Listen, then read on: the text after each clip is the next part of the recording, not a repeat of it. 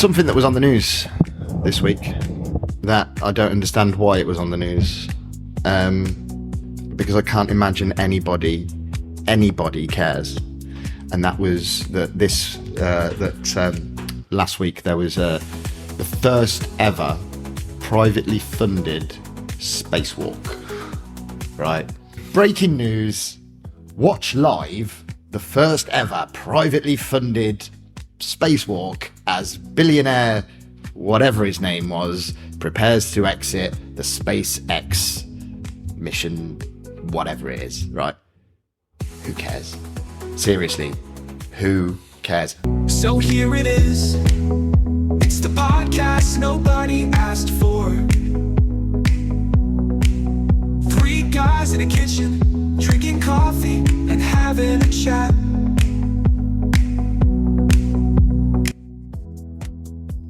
Why do I care that some guy who's got a load of money has decided to go up into space, walk outside, and then come back in again 20 minutes later? Who cares? Why is that in the news? Who cares? Is it the fact that it's the billionaire that's doing it, or is it the fact that it's privately funded? They're both the same thing, really, no. What I mean is it the fact that the billionaire's the person that's doing the spacewalk, right? Or is it because the whole event has been funded privately? I think for me, it's boring anyway. You know, I think there's only a limited number of people who need to know about spacewalks, and those are people who are involved in the space industry. I don't think the general public really need to know that there's a spacewalk. We don't know what they're doing on the International Space Station right now. I'm sure it's fascinating. I'm sure it's very important. But funny enough, I was listening to the BBC, and there was an interview with one of the people that were involved in this particular event, and there was a lot of stuff that came out of it. Actually, I mean, one of the things for the mission itself, the objective was to test the spacesuits. Yeah. Right. So in the past, the spacesuits were bulky things. They had a visor and a head thing that was really bulky, etc. All the utilities, whatever they may be, like oxygen and stuff like that, had to be pumped through pipes that sat inside the space craft thing, right? Yeah. And so they were very limited in the movements and stuff like that.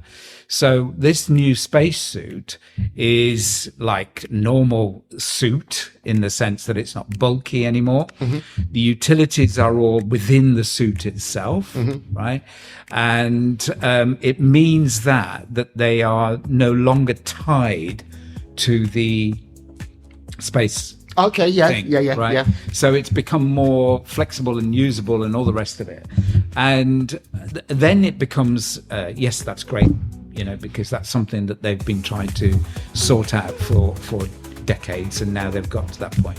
And I suppose what that then means is that whatever you do beyond this in terms of other events, other missions, is that, you know, you can be more flexible, more able to do things that you might not have been able to do before. Mm-hmm. So that was the objective of it. Yeah. Right. The fact that it's privately funded is another factor that's become quite prominent in space stuff, because you know, the state isn't prepared to spend the money. Yeah. People like NASA and stuff like that are prepared to spend the money because they don't have it, and they, you know, so this combination between the private and the public thing is allowing more research, more development to push forward to what happens in the future. Like, for instance, this guy, they're talking about, you know, sending many spaceships or whatever to Mars. Yes. And you know, colonizing it, or whatever the term is that they want to do. Yeah. So they do want to, that's what they want to aim for. The interesting thing was things like, well, you know, because it's now open to private funding and people to do all these things, you know, what if they find something minerals or whatever they may be, say on the moon or Mars or whatever, you know, and can they then mine it as a private company? Yeah. Can they mine it? Can they then bring it back home and make big money from it? Yeah. Right. You know, is there any laws governing any of that? I don't think there's any laws on There's Mars. no governing, no governing whatsoever. So the funny thing is, and I don't want to go on with this because I know some, because I listened to this program. Yeah. But as you quite rightly say, I can't be asked really. Yeah. But one of the things that it did remind me of, right, this is going to be a really weird kind of link to it, Okay. is that when the Brits, right, came to India, right, Yeah. to actually do the similar kind of thing, Yeah. which is to see what there was there, how can they benefit from there, Yeah. what can they take from it, what can they bring it back home to benefit the UK, and all this shit, right? Yeah. When they first arrived there, it wasn't the British government that did that; it was a private company. Yeah. Yeah. Right? It was a private company that did that, and they made huge amounts of money from it. Yeah. Right? And then the state decided that actually, you know, We'd like to. we'd like a chunk of this, and Yeah. that's when they then sent over civil servants and stuff like that. Yeah. Anyway, I just thought, and that's what this space thing reminded me you of that. Yeah. Of that. Yeah. And I think. So it'll be the East Mars Company The East Mars Company. instead of the East India Trading Yeah. Company. Yeah. Or the Deep Fried Mars Company. Deep fried Mars Company. You ever had one of them? No, we're not Scottish. No. I went to Scotland last year, and the little chip shop by where we were staying sold deep fried pizza. All right. A small mini pizza, Yeah. Already made. What, made. Flat or folded. Flat. Flat. Yeah. Yeah. With all the stuff on it. Everything on it, Yeah. Deep fried. deep fried.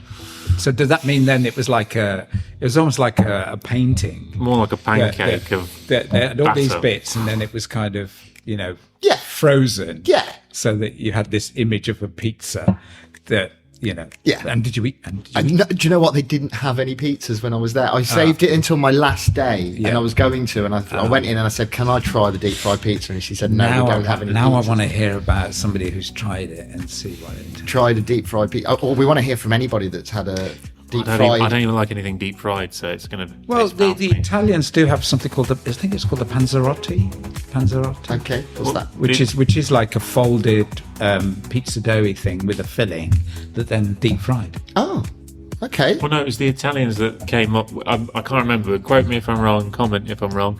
But I believe fish and chips is Italian, traditionally. Okay. That's where it comes from. Our idea of fish and chips originally comes from Italians who came over and knew how to deep fry things, and we had an abundance of fish, so they deep fried fish. Well, where does oil come from? Where does the oil come from that you fry things with? It's beer batter.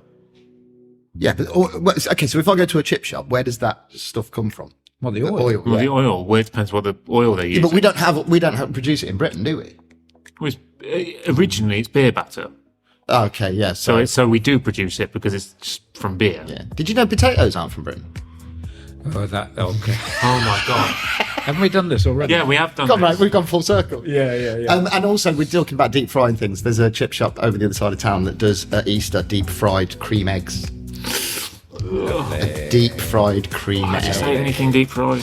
So, any more on that then? What do you think? Oh, you mean the space? space thing? What do you think? God, send all the billionaires to space and let's hope they don't come back. I mean, I don't care. Have a wander around, whatever. It doesn't achieve anything. It's just another area for them to swing their very tiny penises around. Say what you think, Matt. Oh, sorry. What? Yeah. Shockingly, the billionaire needs to go into space and have a walk because he can afford to. I just thought, well done him. yeah, I just You thought know, something brilliant. so Because self. it's like it's breaking news, and I was like, I don't care. I want to hear about how we can actually do something on Earth that's important and that might affect most people's daily lives. Yeah. Oh well, we've got a man with a very small penis, as I've said, walking on. Where is he? Just having a He's spacewalk. just in space He's just somewhere. in space having a walk. It was like breaking news. Jeff Bezos has just bought a Rolls Royce. You know, it's not. Who cares? You know, oh God, he's gone out into space.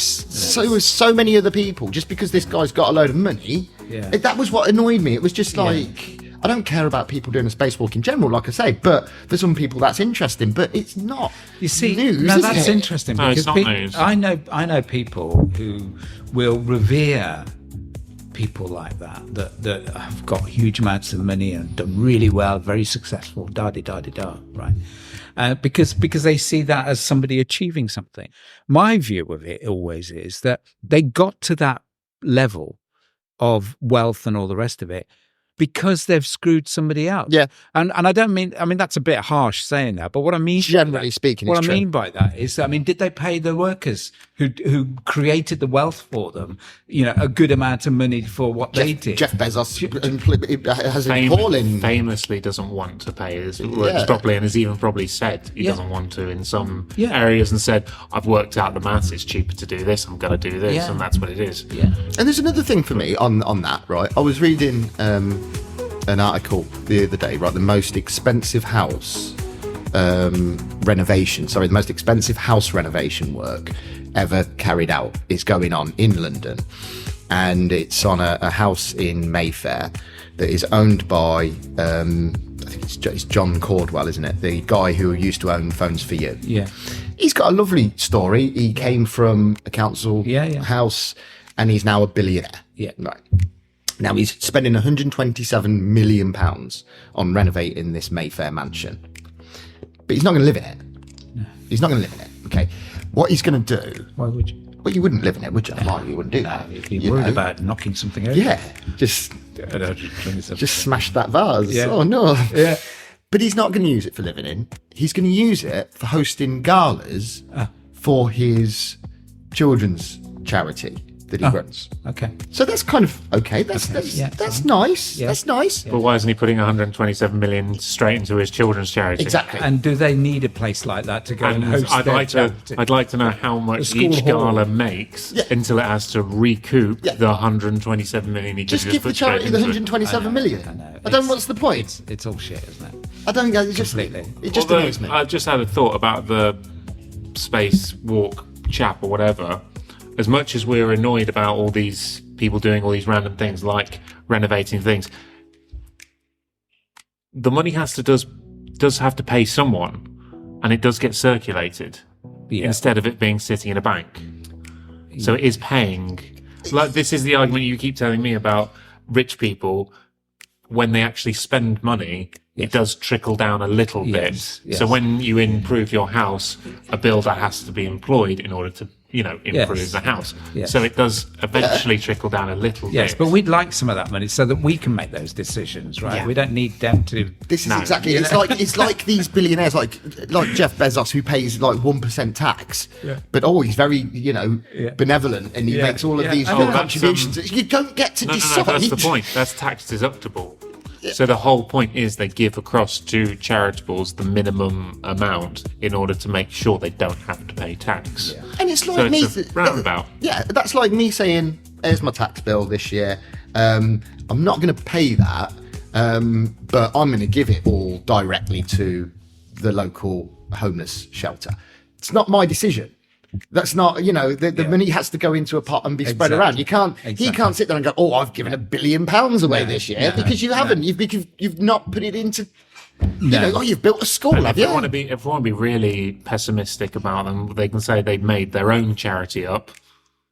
That probably doesn't do very much to begin with. They say, we've built a well. How much has that charity received? About $2 billion. In a very cynical. That happens. In a very cynical way of moving their money just so they don't have to pay it, and then that charity that doesn't do anything. Yeah. Well, I just exists. think these people, and wealth is created, and it's not created by them. They may have had the ideas and all the rest of it, but they need thousands and thousands of other people to do that. Yeah. So why shouldn't they have a share in it? And the share in it comes from taxes and paying sufficient amount towards, why do they need billions? Oh, do you know what? If you've got there's a crazy statistic, right? That if give About it 1,000 billionaires in the world. Oh, no, It's fairly small, but there's like 1 million millionaires or something incredible. Yeah. But it's for me the concept is right, and this is what people don't. We now use the word billionaire. Yeah, So if it was in seconds, right, how long would it take? If you got £1 a second, how long would it take to make 1 million? Any idea? Rough idea? A guess? I remember the thing you're referring to, but I can't remember, so go ahead. Okay, so if you You got... weren't good at maths anyway. So. Hey, set two. If you got £1 a second, it would take you 11 days to become a millionaire. Yeah? Right. So on that basis, Yes. how long would it take to become a billionaire? Ooh. Have a guess. Oh, because of the way that you're asking, it's several years. Go on, then. 34 years. That gives some idea of how much a billion is. Yeah, and How long did that guy from Phones for You work for? Was it 34 years roughly? 'Cause It that probably would was, make- yeah, £1 a second. you start at 25 and you're managing to And start then you've the got ball rolling. multi-billionaires. Then you've got Elon Musk, the richest man in the world, who's got something like 225 billion. Right. So that's 34 years times 225, which is That's it's ridiculous. about 1,000 years, isn't it? Yeah, something. So he's got 1,000 years to spend £1 a second. You don't need no one has ever needs anywhere near that amount of money. No, I saw a It needs really to be good. distributed. Yeah. No, I saw a really good post where it basically said it was quite a joke, but it was really funny, and basically said you weren't. The idea was that the law is you couldn't be a billionaire. Right. So basically, you got to one. Stop just before you get to it. You literally stopped before you got to it. You got to 999,999,999 pence, right? Yeah. You got to there, and then everything else was taxed. Yeah. And then you got a certificate saying you win capitalism. Well done. And then that's their reward. And then that's it. Because they don't need any more after that 999 million. Because nobody does. Nobody You could spend- ever. Because you could spend 10 million a year for 90 years and you'll still not get through it. You So it's couldn't like, even it's all spend nuts. the interest, could you? No. You couldn't even No. spend the interest. That's the point. I think that's think where a lot it of- makes sense. Is like above, once you got to 1 billion, it all just goes somewhere else. There's nothing left of it. I suppose, and I don't want to get into this too much right now, Yeah. because it'll take a long time. But you know, why take away the fuel allowance, the winter fuel allowance, from Oh, we need a whole session on this one. from a whole load of pensioners, when all that's getting back is just over $1 billion and a half, right? Wasn't it, Matt? That's how much. Oh, right. That's how much is being saved, right? They're looking for a black hole. They reckon for about 22 billion. You know, like we said earlier on, you target where you can get the maximum return, and the maximum return isn't from pensioners. No. It's from the people that we've just talked about. Yeah. Right. That's it for now. So one of the things I did want to talk about, now I don't know if we've got time to do it. We can go. But we talked a couple of episodes about your situation, if you don't mind me bringing this up. Feel free. You can stop me if you want. No, feel free. And buy one. So Was that in reference to an ice cream? yeah. I just Really? I was like, well, he stopped me and buy one. What's he going on about? Okay, My brain works. it's fine. So, you know, we talked about some of the difficulties that you were going through, right, in terms of depression, alcohol, etc., etc. I'm saying it very quietly because I don't know why. But you've put things in place since then, I have, yes. right? And I just wondered whether you wanted to just give us a little bit of an idea of What I'm you've doing? done. Okay. Yeah. Yeah, okay, I can do What that. do you think? Sure. So yeah, obviously, a couple of episodes ago, we discussed, you know, some of the things, my mental health, my alcohol use. And obviously I did reach quite a low point with it all, you know, sort of, where I felt that I needed to, you know, really do something about it, really make some changes. So, you know, I did put it out there to people, obviously on the podcast as well. You know, I spoke about it quite openly to a lot of people. which was a good first step. The trouble is that you can talk to everybody. It's not as though you can just go, hey, I've got a problem with my mental health. I've got a problem with drinking. Tell 5 people a day. Yeah. You're still going home and having a drink. You've not actually done anything about that. Everyone's going, oh, brilliant. Well done you. Clapping their hands and saying, proud of you. Yes. I haven't done anything. I've just said something. Yeah. So obviously the next step then forwards was to obviously try and make some changes. And I think we're a long way off. We're a long, long way off of sorting anything out. But I did go and I made an appointment to go and see the hypnotherapist who did a lot of good work with me a few years ago, as I mentioned before. So I made an appointment to see him. And we went to church. Okay. Which is the first time I think I've ever just been to a normal church service. Catholic church, he's Catholic. But spoke to a couple of people. This might sound weird, right? Because I am a strict atheist. So obviously an atheist is somebody who doesn't believe in God. I'm probably more of the view is that I believe there is no God. So I'm not just a non-believer. I actually believe that there is no God. But sorry, Matthew, with your theology degree, it's going to be. I'm checking he's all right. Don't worry. I'm ready with a buzzer. Matthew's here with his theology degree, ready to check in and make sure that I'm telling. No, you're saying right. You're saying right. So far, I'm good. Okay, keep going. But what is interesting is not necessarily just religion, but faith. And I went there with as much of an open mind as I could possibly have, walking into a Catholic church. I listened to all of the things that they were talking about, and the almost ritualistic things that they were doing during mass. And I even went up and got I'm going to wait for Matthew to confirm that I've got this right.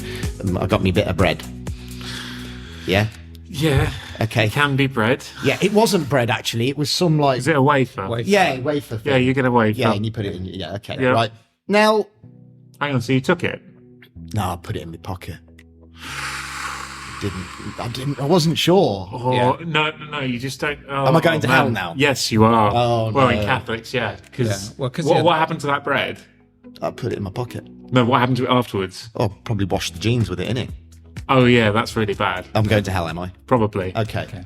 Do you want me to explain how very quickly? Go on, very quickly. Okay, the in Catholicism, that is literally the body of Jesus that you popped in your pocket. Right. And so the whole point is it can't be destroyed, it can't only be consumed, and it can't be thrown away. Okay.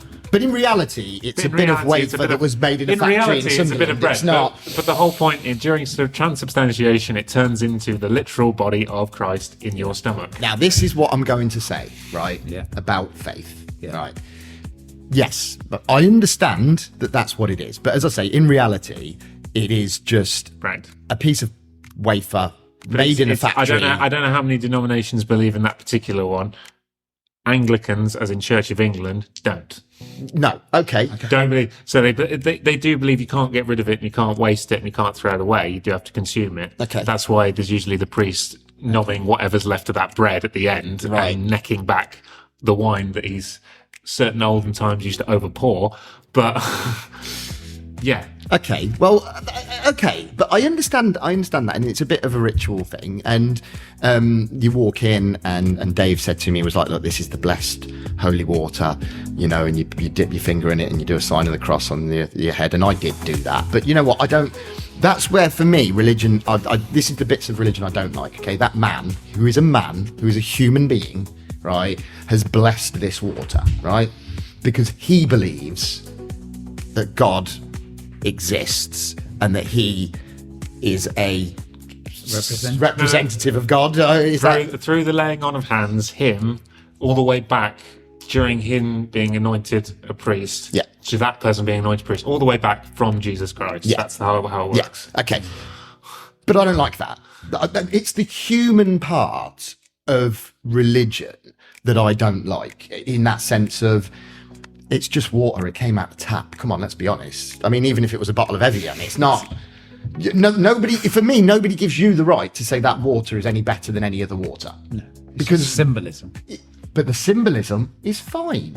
And I actually think that when you listen, because after we left the church, me and Dave went to back to the clinic and we had a chat and we spoke about it. And it's, as he said, and I don't think he's necessarily, yes, he's Catholic and he goes to church, but I don't even think necessarily he believes to an extent. What he says is that they're concepts, you know, and the concepts of different things, the teachings of all religions, that's okay. I don't necessarily have to believe in God or Jesus or in Hindu Shiva and Ganesh, and you know, I'm really completely talking out of my arse here because I honestly don't know what I'm talking about. But you don't have to believe in those things to still get something out of it, to still understand what those things represent, and they are life lessons, aren't they? You know, he who's without sin shall cast the first stone. Well, actually, that's a pretty good lesson in itself, isn't it? You don't need to believe in Jesus to have said that, to say, actually, it's not a bad bit of advice, you know. To expand on that, the as you say, as an atheist, you will say, Jesus, I don't know whether he was real or not, but what they say about him, he was a nice guy. You know, that's enough for people to carry on with. But to carry on. No, he who is without sin shall cast the first stone is like saying people in glass houses. You know, it's the same concept, isn't it? You know, glass houses comes from that one. Yeah, I know. Yeah, but one's got the word sin in and one doesn't. Yeah. You know, so and I think that's okay. And the other thing when we were in the church was that I'm looking around the room and there are people there that are kneeling down and praying. There are people that are lighting candles and saying a few words about somebody. People, looked at me, they said hello. I got a little gift of the woman sat in front of me, she turned around, she gave me this little bracelet thing that had someone, it wasn't the Virgin Mary, but it was one of the... Describe him, I'll probably be able to No, it was a woman. It was a woman? Yeah, so like a saint. What was Mother Teresa? You're not a saint if you're a woman, are you? What are you? No, you can be sainted if you're a woman. Well, it was some woman. I don't know. Hang on, do you have a baby in the arms? Because that's usually the Virgin Mary. No baby. I'll get the little leaflet, I'll tell you. What like that? Yeah. But you sure? Hang on, what was the church you went to? Mary was the saint of the church. No. It was a little leaflet about this whoever this person was. Oh no, no. They've done a particular thing. Yeah. They do. There's certain stories where they hand out a leaflet and it'll be about Saint Sebastian, Saint whoever, and then that's the story. But Yeah. So that's what but I thought, you know what, she's turned around and she's given me something. And that kind of community thing and welcoming and stuff like that that's not a bad thing. That's okay, And I spoke to you the other day, Ash, about Hinduism. And I actually, having come away from that conversation, there's some things that I would like to know. And actually looking at things like, I want to know a little bit more about Hinduism. I want to know, I bought a book on Buddhism. And I'm okay, even though I maintain my very strict stance of I do not believe in God or an afterlife or anything like that. I personally, that's my opinion. I don't impose that on anyone. It's just what I think. No, that's fine. And I guess now you need to make reference to what we started talking about. I do go back to where. So we went to church and then went to the clinic and I spoke to Dave about things that we need to sort of start to look at. And, as I said, in the podcast where we discussed it, hitting the reset switch. And so I did my session with him and we spoke about, where we start from, and what we can do to change it. And it was very sort of calming and, came away from there feeling good. Straight away booked a session at the gym where I used to go with the personal trainer. Okay. So I'm now going there once a week to get back into Because you found that helpful? I found that helpful. I wasn't... When we said a few years ago I was in a really good place and then I sort of came away from it, I wasn't sure going back to boxing might not have just triggered back. I didn't want to sort of go, right, I'm going straight back into doing what I did before, because I was conscious that it might have just triggered even more bad memory. Yeah. But I went for it and, as I've said to Matthew quite a few times, and you go to the gym yourself, you know, I've got a very physical job. I don't think I really need to go to the gym for it's not for that. you know, it's for the mental health. And the moment I put those gloves on and got into the ring to do the pad work with him, straight away I was like, this is where I should have been the whole time. You know, Okay. I should have been there the whole time because, you know, I'm focusing and, Yeah. you know, and we're chatting away and I'm it's not about taking your anger out either. Because a lot of people say, oh, it's good, you know, it's a good sort of way to take your anger out. No, it's just purely the absolute focus that it takes On something else. not thinking about anything for that hour, nothing at all. Yeah. And then So if you remembered now how amazing that was Yeah. for you before, now that you've remembered it, does that make you want to carry on? oh, absolutely. In fact, I'm even going to do one session a week now, first thing in the morning before I go to work. It's only down the road from where I live, and I'm going to go there first thing in the morning. They're group sessions, you know, see other people. see other people, and you know, it's a fantastic gym. It is not a workout, build your muscle, look how big I am kind of gym. It's very inclusive. You know, they do kids lessons. They do things for, you know, there's people there that are 18 through to 70, you know, and they're all doing the group sessions and stuff like that. It's a fantastic gym. Carrying on with that. And then the final thing is that in terms of the alcohol, I went to an addiction support place. Okay. It wasn't a group session. It was a private little one-to-one. Okay. Just a kind of an assessment.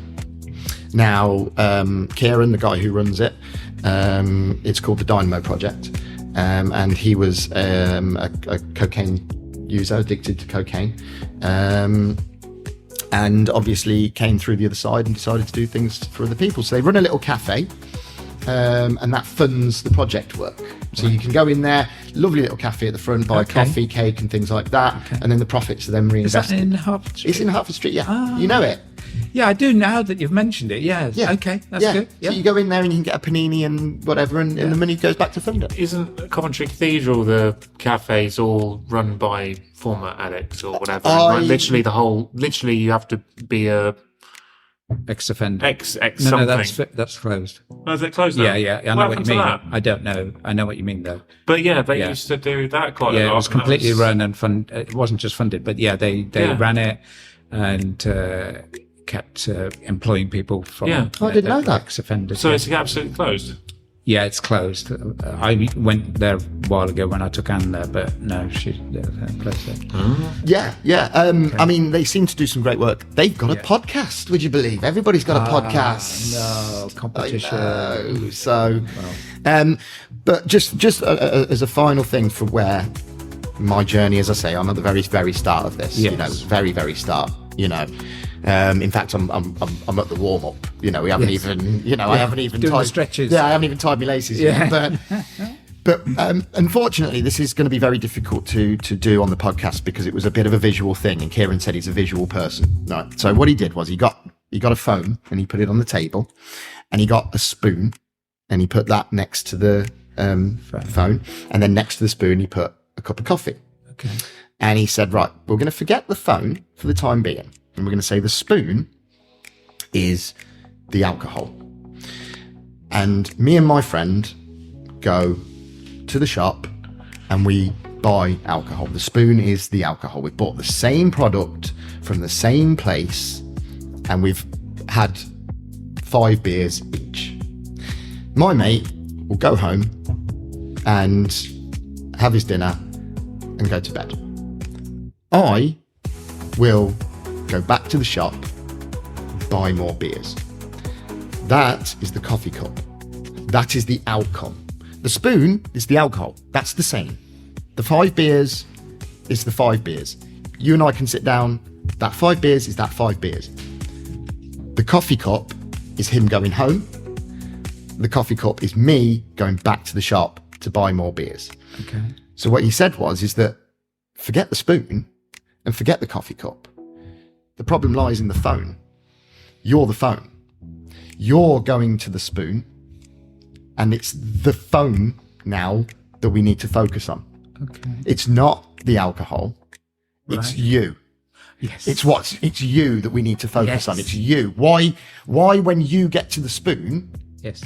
do you Need the spoon. need the spoon and somebody else doesn't? And that's where we need to be, and that's what we need to focus on, is that. And I thought that was as a visual thing, which is difficult to do on the podcast, I know, but No, that's something. but it made sense. You know, it's 1, 2, and 3. 1 is you, 2 is alcohol, 3 is the outcome. Yeah. But Yeah. 2 and 3 Yeah.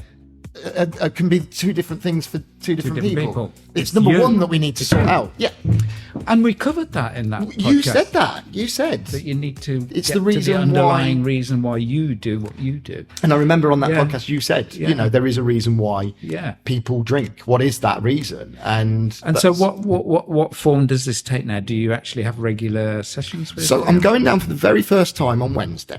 Right. This This will be a group thing then? It's a group thing, and it's going to involve lots of different things. He says basically they do loads of different stuff. It could be anything. Okay. You know, they could do some physical exercise. Okay. They could do meditation. Right. You know, they also go out and do things. You know, days out and stuff where they all go swimming and stuff like that. Fantastic, yeah. And I think the point is that you're sort of in that environment there where you sort of Yeah. discussing things, all the and if you can find out from one person why they are Yes. what they're doing, you can start to think about why you're doing what it. you're doing. Yeah. Yeah. And so I'm going to see how that goes. And amazing. as I say, we are Early days. very early days. Oh, but you've taken the step, and that's the Yeah. point, isn't it? That you recognised it and you want to do something about Yeah. it. Can I ask, does this help? Does the podcast help? Podcast helps massively. How does it help? It helps. As we discussed a little bit with Ian last week, going back and listening to it, and I've said this quite a lot to people. When I listen to it, we're recording, I'm stone cold sober, I'm making, the things that I want to say make sense. And when I listen back, I'm like, that's the person who I want to be. I want to be that person. I want to be the person that's sitting there and has these opinions on education and billionaires in space. And, I want to be that person. I don't want to be standing in my back garden, 6 beers down the line, scrolling through social media, just getting angry with the world and being more and more sad. So when I listen to this, it gives me encouragement that there's that person's there. There, yes. And I'm not saying that I'm anything special in that. So it's not an egotistical thing of saying, look at this, I'm this great guy. Yeah. I'm just saying I want to be that guy. That's the guy who I want to be. Yeah. Flaws and all. Yeah. Because, I don't get everything right. As Matthew will definitely testify to, I do make mistakes, but... He does. That's fantastic. Let me tell you about what I did briefly this week. Right? Sorry, actually, let's discuss... No. I've talked too much. You've anyway. had no input this I talked too much anyway. So I went to the Cushy Grill with an ex colleague of mine and his wife, and the funny thing about Cushy Grill is that having said forever that I don't go to Indian restaurants, I don't go to places that do grilled meats and stuff. I've now been going to the Cushy Grill over the last 2 months, virtually most weeks. Yeah. Right?